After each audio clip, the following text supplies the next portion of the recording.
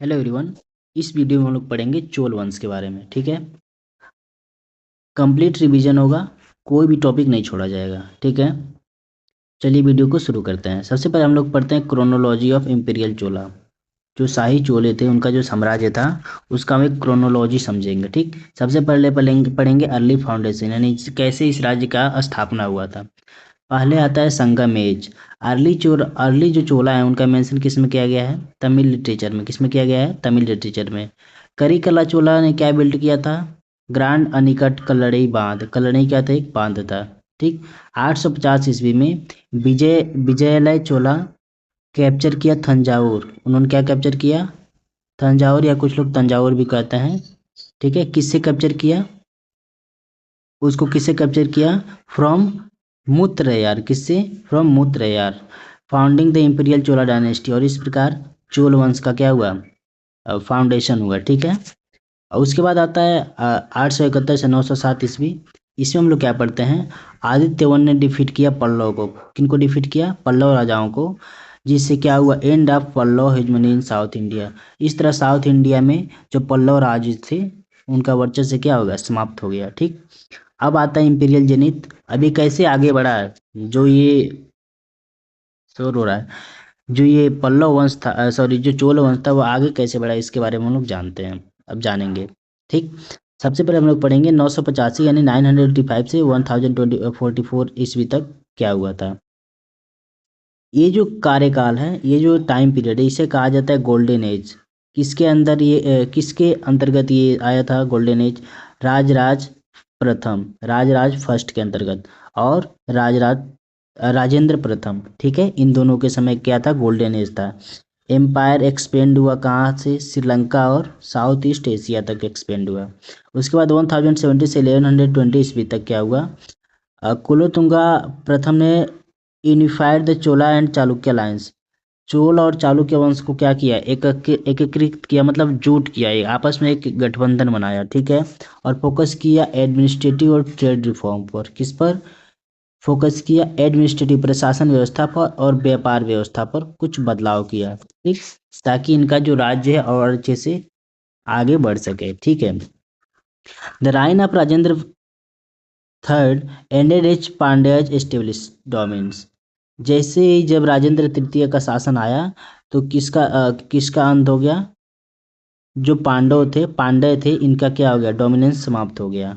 ठीक, और चोल एरा क्या हो गया? शुरुआत हो गया। ठीक है, इस प्रकार चोल एरा आगे बढ़ता गया। अब हम लोग पढ़ते हैं राजराज फर्स्ट के बारे में, जिन्हें कहा जाता है महान निर्माता। क्या कहा जाता है? महान निर्माता, द ग्रेट बिल्डर। सबसे पहले हम लोग पढ़ेंगे मिलिट्री कंक्वेस्ट के बारे में। किसके बारे में? यानी इनके सैन्य विजय के बारे में पढ़ेंगे। Subjugated the पांड्यज and Cheras. Pandya और चेरा को इन्होंने क्या किया? सब्जुगेट कर दिया। सब्जुगेट मतलब ये होता है उनको अपने अधीन कर लिया।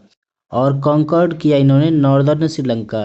श्रीलंका के नॉर्दर्न पार्ट को क्या कर लिया इन्होंने? कॉन्कर्ड कर लिया, और एक्सपेंड कर दिया उस पार्ट को, दक्कन से लेकर दक्कन और मालदीव को। ठीक, अब पढ़ते हैं हम लोग नावल सुप्रीमेसी। ठीक है, क्योंकि उधर पूरा नदी वाला एरिया है, तो नावल सुप्रीमेसी अच्छी होगी, तो उसके बारे में जानना जरूरी है। तो इन्होंने क्या एस्टेब्लिश किया? एस्टेब्लिश्ड अ फॉर्मिडेबल नेवी। फॉर्मिडेबल नेवी मतलब ऐसी नेवी जिस पर मतलब जीत नहीं हासिल किया जा सकता है। तो ऐसी नेवी ने क्या कंट्रोल किया? इंडियन ओशन ट्रेड को कंट्रोल किया, रूट को, और प्रोटेक्ट किया मर्चेंट गिल्ड को, यानी जितने जितने भी इनके व्यापारी संघ थे, उनकी ये क्या करते थे? रक्षा करते थे। ठीक, कौन करते थे? जो फॉर्मिडेबल नेवी थे। ठीक है, उसके बाद हम लोग पढ़ते हैं एडमिनिस्ट्रेटिव रिफॉर्म।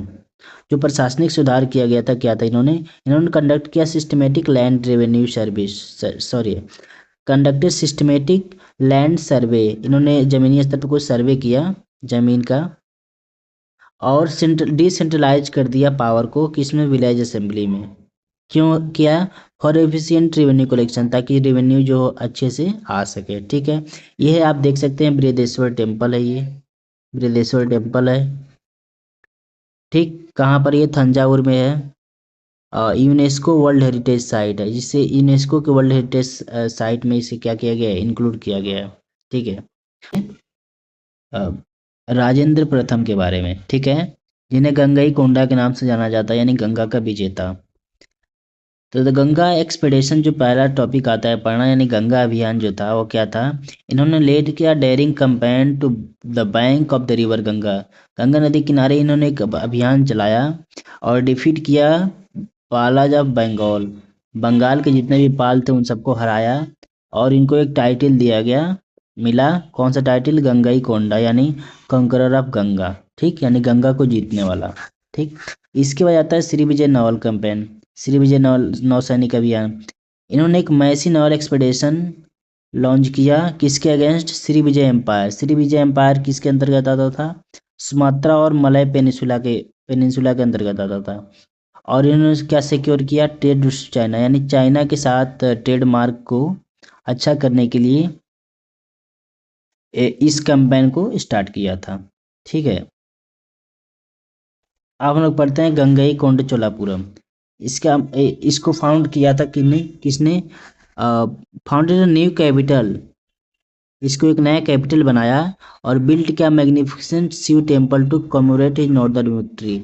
और अपनी नॉर्दर्न विक्ट्री को याद करने के लिए यहाँ पर एक मंदिर बनाया, क्या बनाया, मैग्निफिसेंट मंदिर, शानदार मंदिर बनवाया, जो फीचर करता था, जिसमें क्या था, चोल गंगम लेक, जो वहाँ पर क्या था, चोल गंगम झील था। ठीक है, अब हम लोग पढ़ते हैं चोला वंश के एडमिनिस्ट्रेशन और गवर्नेंस के बारे में। ठीक, प्रशासन व्यवस्था कैसी थी वहाँ पे। सबसे पहले आता है मंडलम, क्या आता है, mandalam, provinces governed by viceroys, usually princes. ठीक, ये तो आप लोग पढ़े होंगे ना उसमें पॉलिटी में, वो अलग बात है। प्रोविंस मतलब क्या होता है, स्टेट, उसको कौन गवर्न करता था, वायसराय गवर्न करते थे। ठीक, हम लोग जानते हैं गवर्नर का एक दूसरा नाम क्या बाद में दे दिया गया, वायसराय। ठीक है, और वहाँ पे कौन गवर्न करता था, प्रिंस, जो राजकुमार होते थे, जो राजा होते थे। उसके बाद आता है वालंडू, इसका मतलब क्या होता है, मेजर डिविजन्स विद इन अ मंडलम, और उसी मंडलम के अंदर ही क्या रहते थे, वालंडू रहते थे। ठीक, खैर जो भी हो। उसके बाद आता है नाडू, मंडलम के अंदर वालंडू, हम जानते हैं नाडू क्या होता है, district compose of several village cluster, कई गांवों को मिलाकर क्या बनता था, डिस्ट्रिक्ट बनता था, जिसे हम क्या कहते थे, Nadu.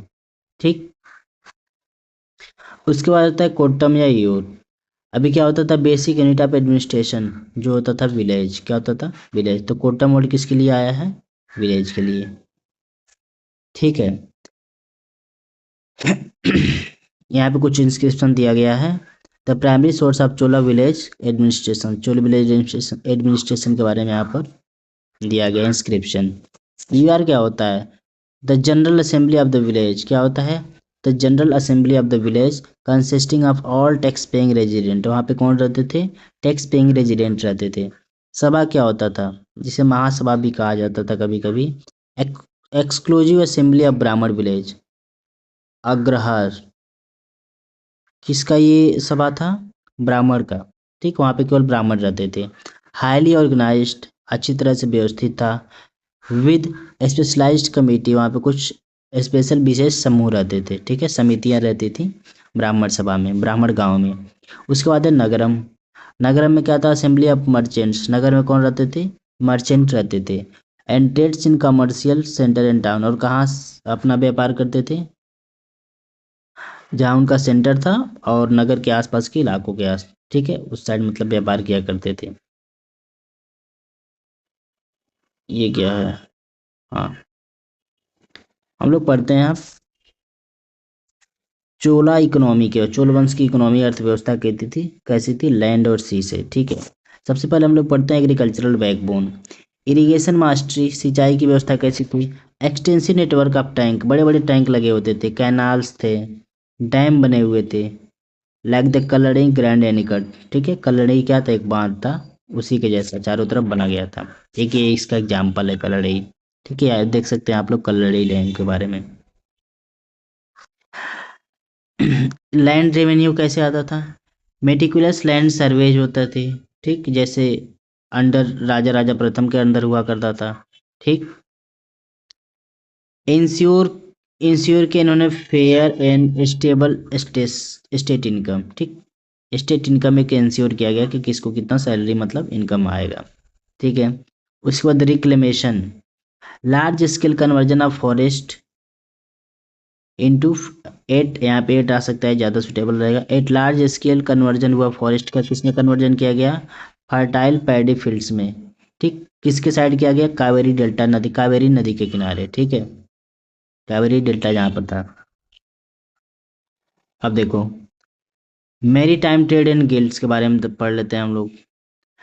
Global rich flourishing trade with China, China के साथ ट्रेड अच्छा हुआ, साउथ ईस्ट एशिया के साथ, ठीक है, एंड द अरेबियन पेनिनसुला के साथ। ठीक, ग्लोबल रिच यहाँ तक था।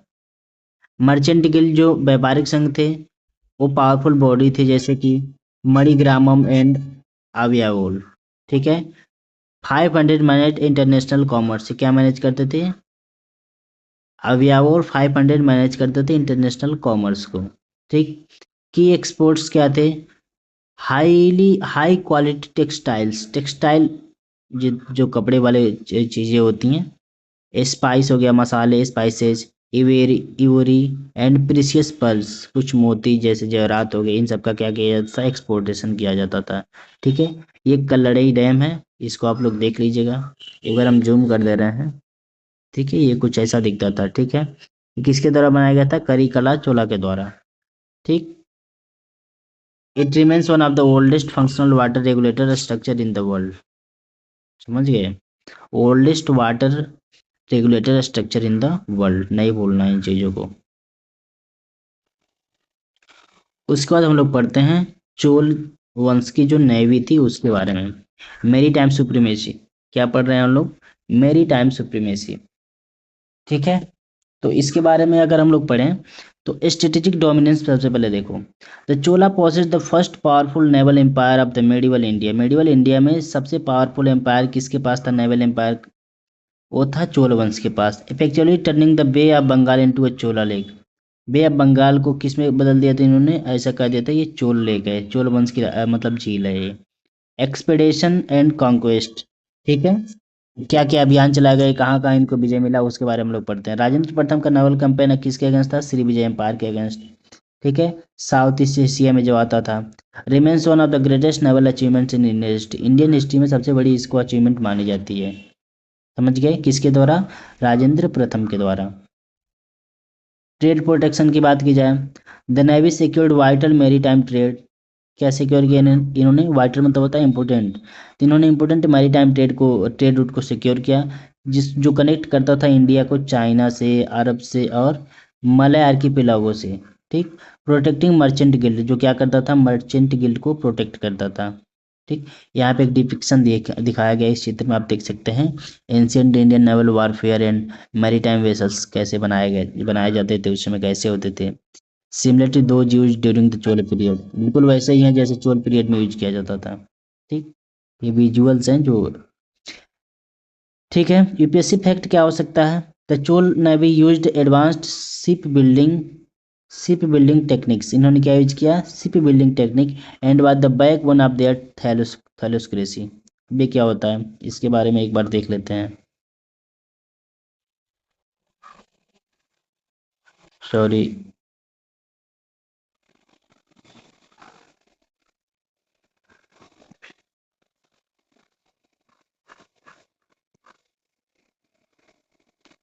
हाँ,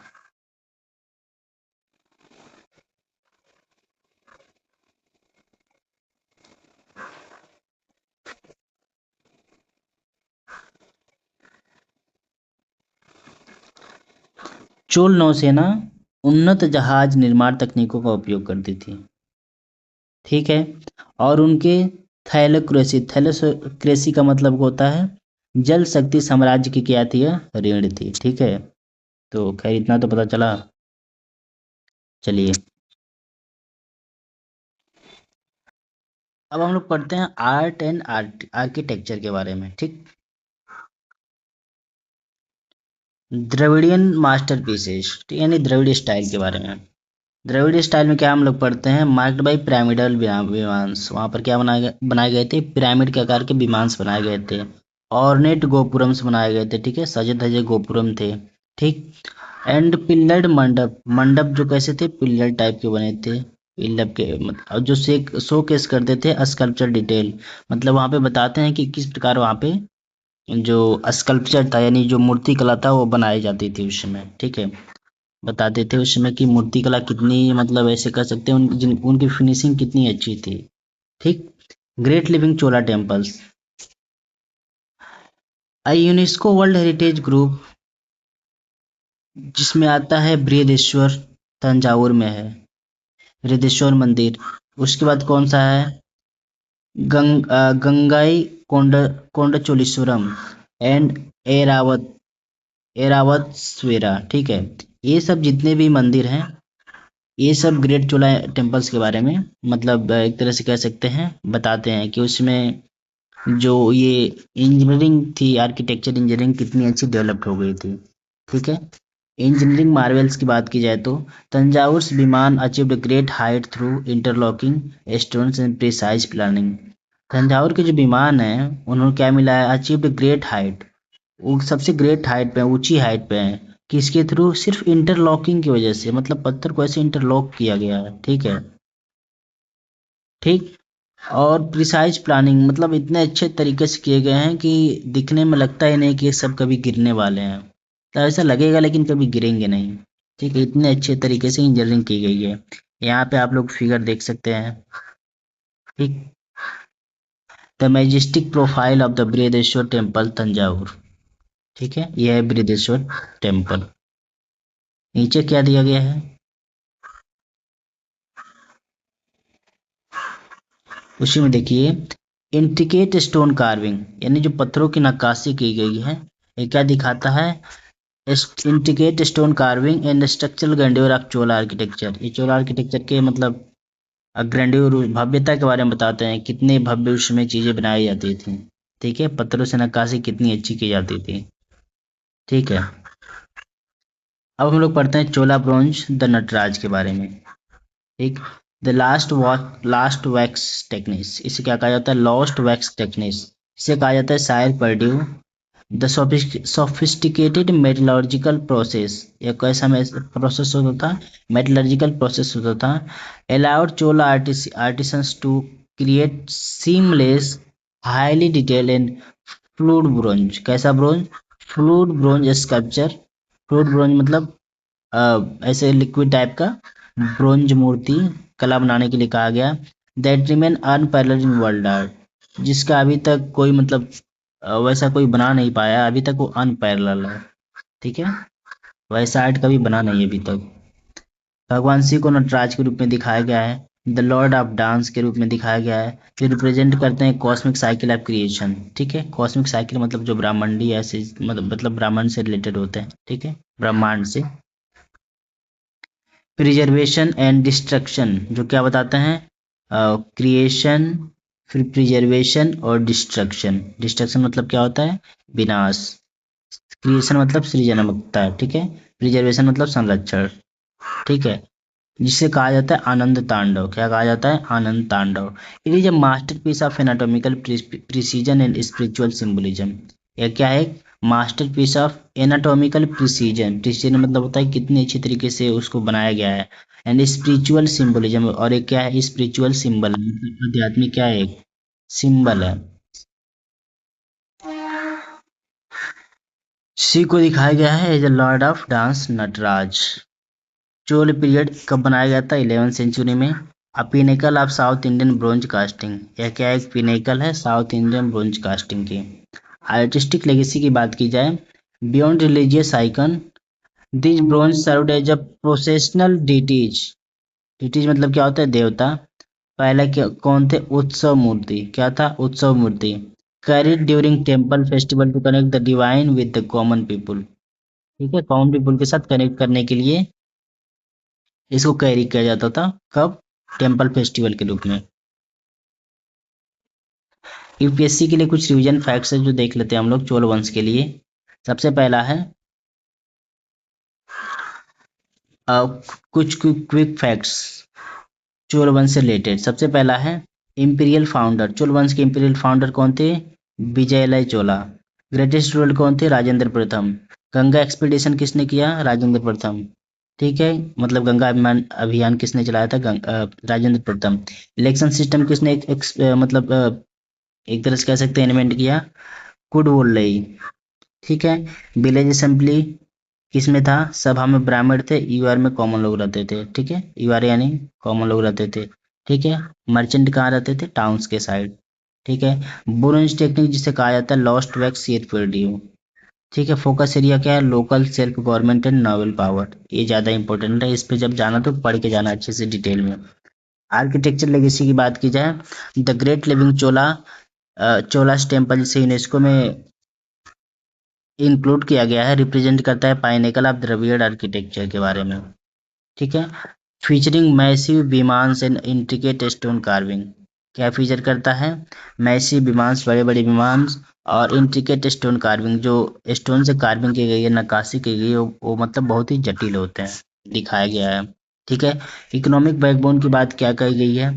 agriculture supported by advanced irrigation, और उसके लिए सबसे पहला हम एग्जाम्पल लगता है कल्लड़ई डैम। ठीक है।